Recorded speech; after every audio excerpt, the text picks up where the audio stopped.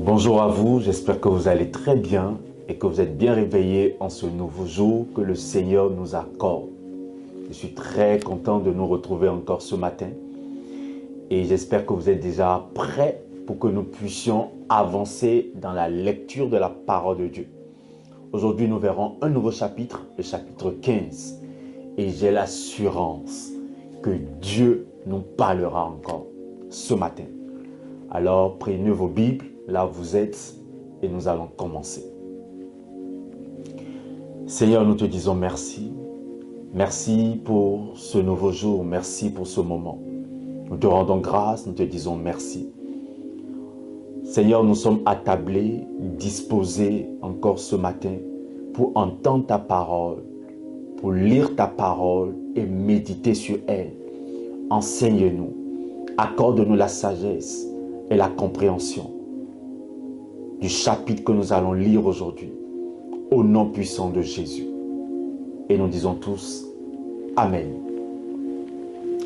Alors nous irons dans l'Évangile selon Jean, chapitre 15, et nous lisons ensemble.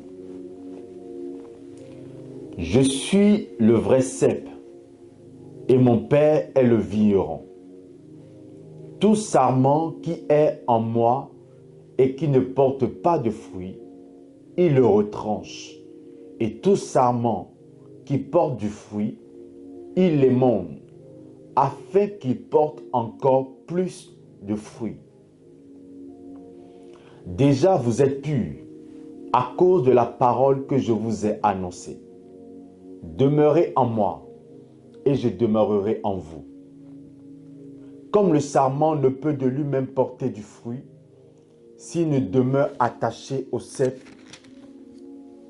ainsi vous ne le pouvez non plus, si vous ne demeurez en moi. Je suis le cep, vous êtes les sarments. Celui qui demeure en moi et en qui je demeure porte beaucoup de fruits, car sans moi, vous ne pouvez rien faire. Si quelqu'un ne demeure pas en moi, il est jeté dehors comme le sarment, et il sèche. Puis on ramasse les sarments, on les jette au feu, et ils brûlent.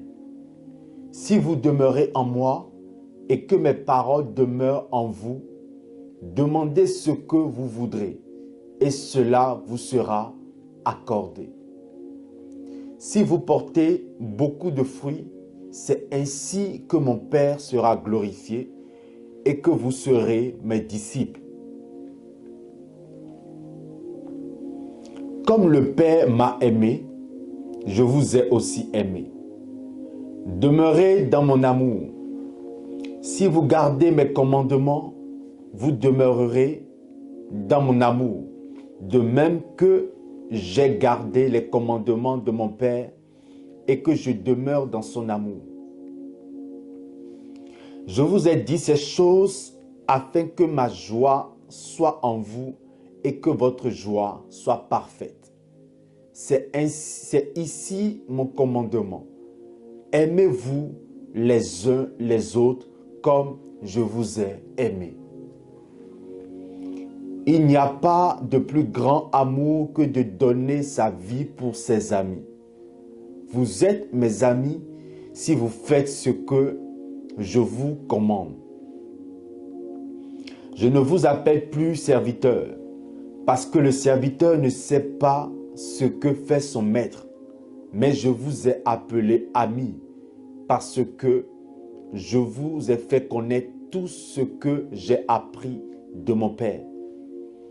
Ce n'est pas vous qui m'avez choisi, mais moi je vous ai choisi et je vous ai établi, afin que vous alliez et que vous portiez du fruit, et que votre fruit demeure, afin que ce que vous demanderez au Père en mon nom, il vous le donne. Ce que je vous commande, c'est de vous aimer les uns les autres.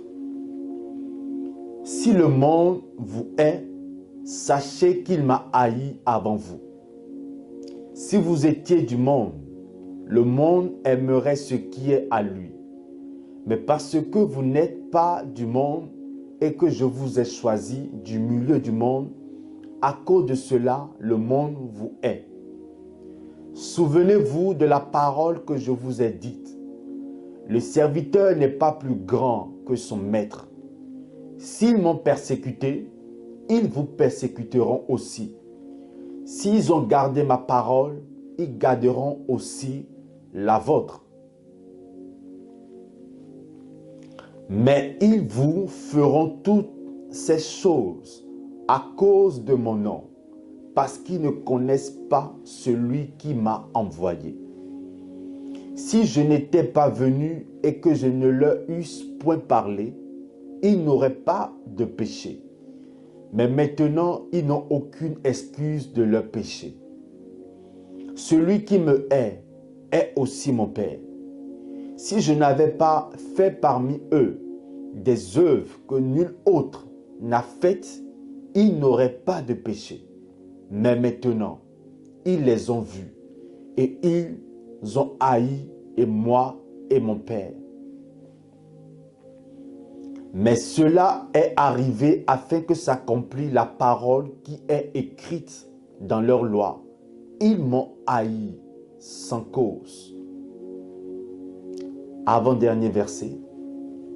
Quand sera venu le consolateur que je vous enverrai de la part du Père, l'Esprit de vérité qui vient du Père, il rendra témoignage de moi.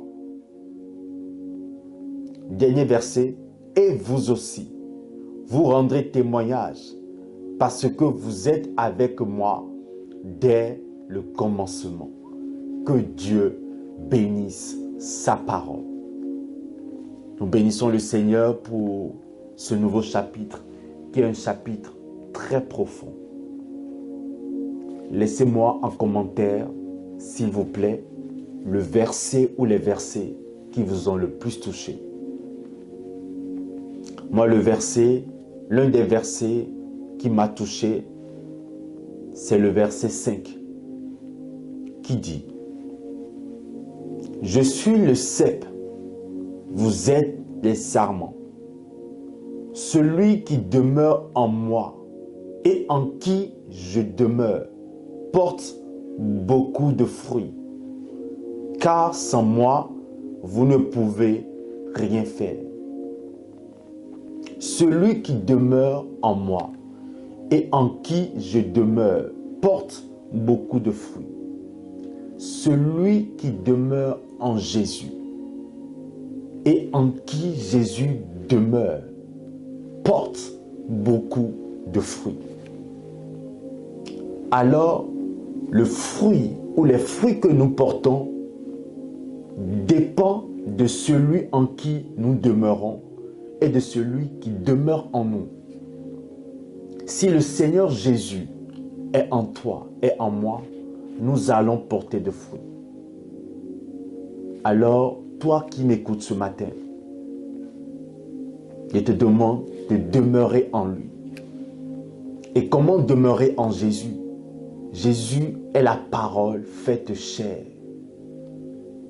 Alors, la meilleure façon de demeurer en lui, c'est de demeurer dans sa parole, de garder ses commandements et de pratiquer la parole. Ce faisant, nous demeurerons en lui. Et si nous demeurons en lui, il demeurera en nous. Et nous allons ensuite porter de fruits. Que cette parole puisse vous bénir ce matin. Et ma prière, c'est qu'au travers de ces temps que nous passons et qui nous fait demeurer dans la parole de Dieu, que le Seigneur Jésus puisse demeurer davantage en nous afin que nous portions de fruits dans tous les domaines de notre vie. Que cette journée soit une journée fructueuse pour chacun de nous, au nom de Jésus-Christ de Nazareth. Amen. Que Dieu vous bénisse abondamment et on se dit tous à vendredi prochain. Shalom.